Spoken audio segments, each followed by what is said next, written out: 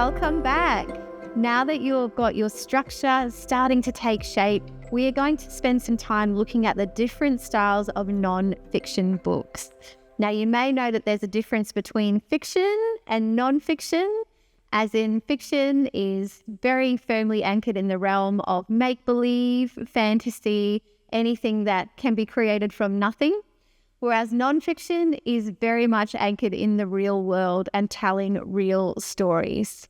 Now, the reason it's important to look at the different subgenres within non-fiction is that it gives you even more clarity into where your book fits in the larger market.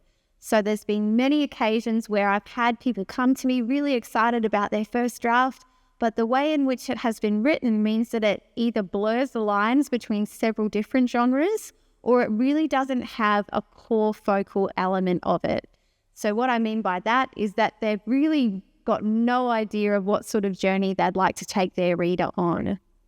Now, you already know who your ideal reader is. They've got a name, they've got a personality, they've got everything there for them.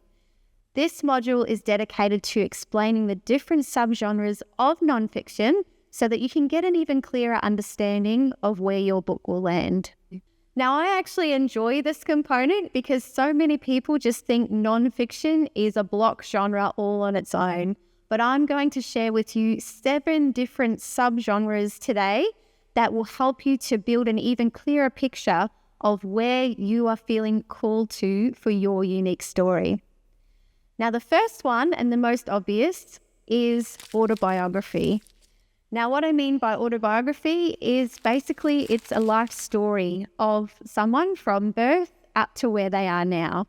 So Long Walk to Freedom by Nelson Mandela was the very first autobiography I ever read. So you can see I jumped in, boots and all. It's quite a big read, but also a very iconic one as well. So it's still one of my favorites, very weathered on my bookshelf, but it does highlight Nelson's entire life story up until the point that this was written. On a local level, I love this book by Angela Williams, which is called Extravagant Life to Extravagant Love. And this details her story of growing up in a very affluent British family. Her father is actually a lord.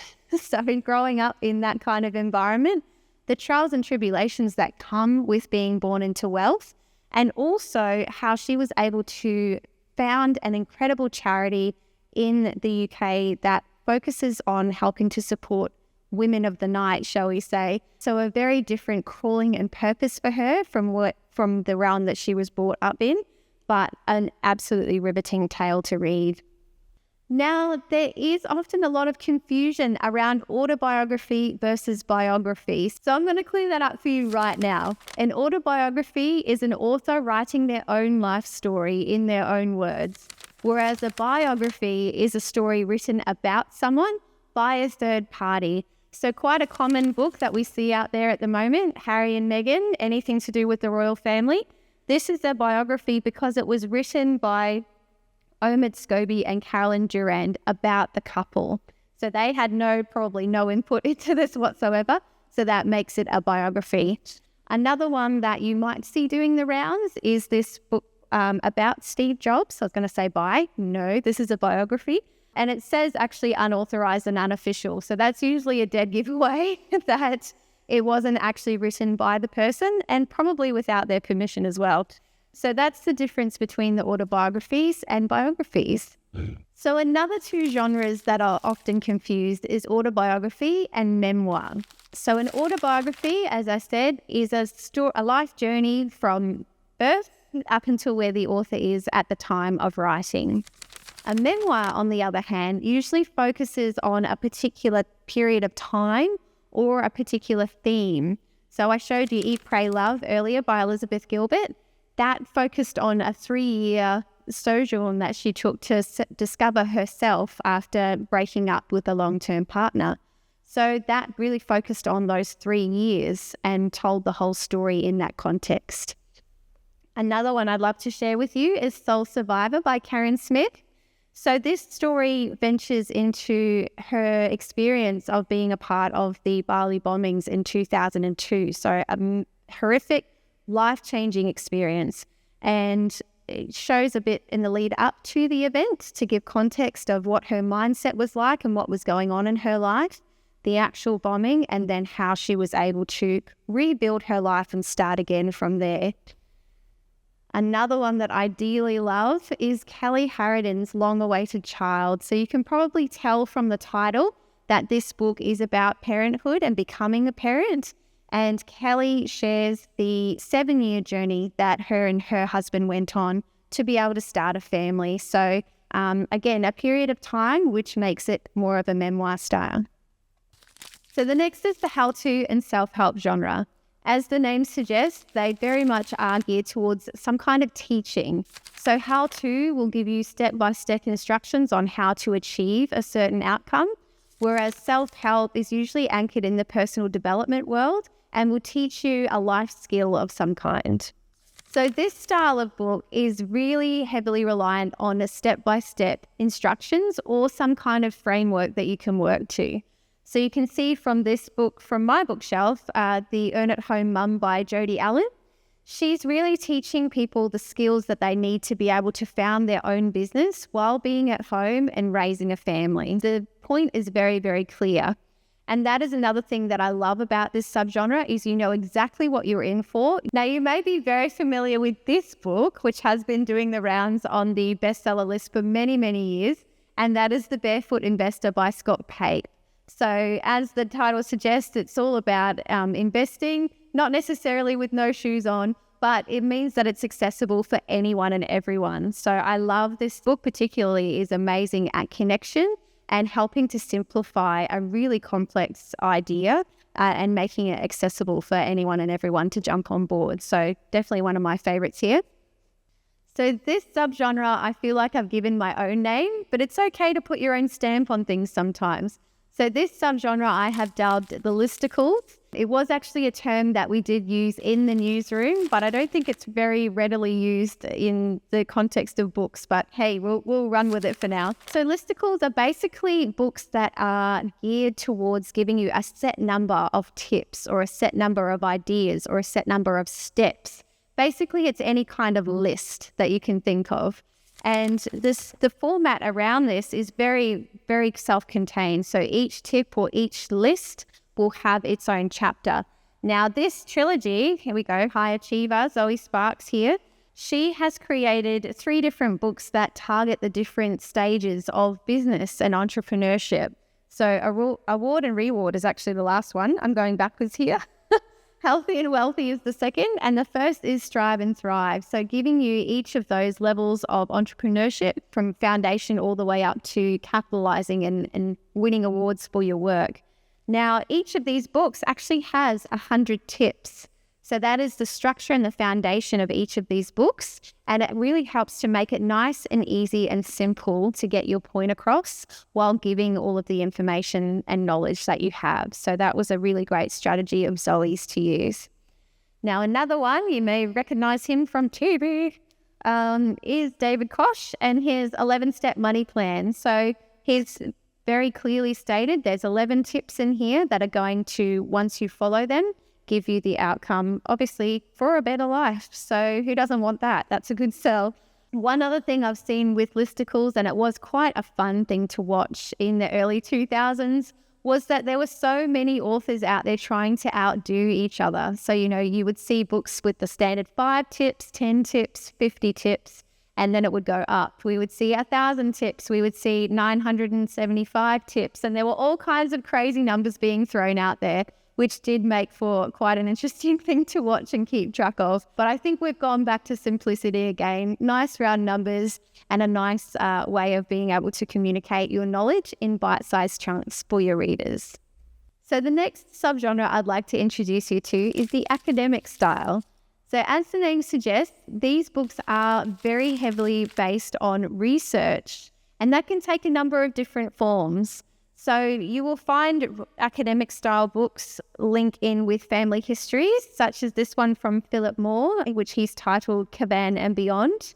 So this book actually covers all of the research he has done from today all the way back to the 1700s in Ireland, which is where his ancestors came from. So there's been a lot of research that has gone into the content in these 2 covers, and it really shows. It's a beautiful journey to go on. Another book that I have within that subgenre in my bookshelf is Sex, Text and Selfies by Susan McLean. Now, this has become somewhat of a go-to Bible for me with teenagers in the house, because Susan is able to show how young people are embracing technology and how it's impacting the way that they connect with the people around them. And obviously some of the dangers of that too. Now, Susan's book falls into the academic category because she does share a lot of statistics, and her findings are research-based, which just helps to show that, she's not just saying what she thinks, everything is backed up and evidence-based. So the next style of book I'd love to share with you is the collaborative style of book. Now, what I mean by that is that there's many different voices that have come together in the single book. So they are super hot property at the moment, and there's so many popping up around the globe, and they generally have a single theme that they will work towards. So it might be resilience, it might be stories of hope, as was the case for Kerry Atherton. It might even just be business tips and stories of entrepreneurship. So there really is no set way or set theme that you can use for these collaborative style of books, but they are super, super popular. So stories of hope, you'll see Kerry Atherton's name on the front. She was the collaborator of this book. So she brought together all of the incredible authors within the pages here. And her event, Stories of Hope, has been running for several years. So it's a brand that's well known and well respected. And each of her chapters, or each of the chapters, are written by speakers who have come along to her event to share their life stories and their lived experience. So the only caveat for appearing in this book was that your story had to be inspirational and show a transformation through some kind of adversity to show that there's always hope at the other end. So another version of a collaborative style of book is the coffee table book. So this relies a lot more heavily on visual storytelling, or a beautiful combination, should I say, of visual storytelling with the written word. So this is Women Inspired Sunshine Coast 2023. And I'm a bit biased about how beautiful this book is because I was invited to be the writer for this. And as you can see, there's the visual storytelling that was done by photographer Jaya McIntyre, and the words on the other side that actually tell the story of each person. So in essence, each spread is its own chapter, and each spread has its own voice, because these stories were written in the voice of each of the ladies featured. So this is a different way of thinking about storytelling. It doesn't always have to be solid books full of words. You can incorporate lots of different visual elements to really help to bring your storytelling to life.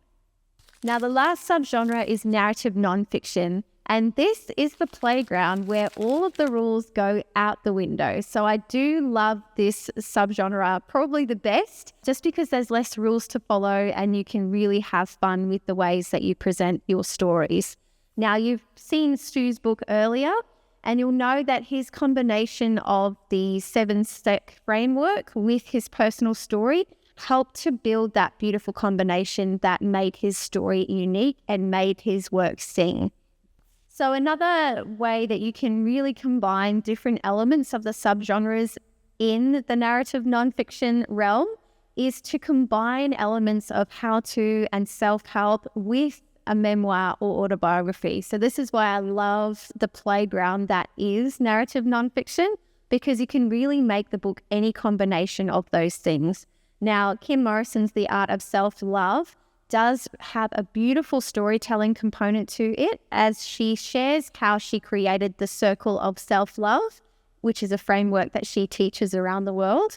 And it also combines that with step-by-step self-care routines, as well as giving you ingredients to make up beautiful body care and self-care products for your home. So absolutely beautiful use of the narrative nonfiction genre there. So the third one I wanted to share with you in this subgenre is Ellen and Barbara Peace's Why Men Don't Listen and Women Can't Read Maps. So it's an interesting title right off the bat, but the content really is about how the two different brains operate differently. And Barbara and Ellen have been able to use a lot of research-based, a lot of statistics to really anchor in the importance and the validity of the concepts they speak about. But what pushes this into the narrative non-fiction realm is that they've employed really strong storytelling techniques to be able to weave all of that together. And it just helps to make it all more digestible and easily to understand for any reader. So that's why I really love that subgenre. I hope this has really helped you to get a clear understanding of where your book fits within the nonfiction realm. Now take some time to review the different subgenres and see which one really aligns with your style of storytelling. Congratulate yourself as well, because you have now officially reached over the halfway mark of this workshop. And I really can't wait to see what unfolds for you in the second half of the journey that we're having together.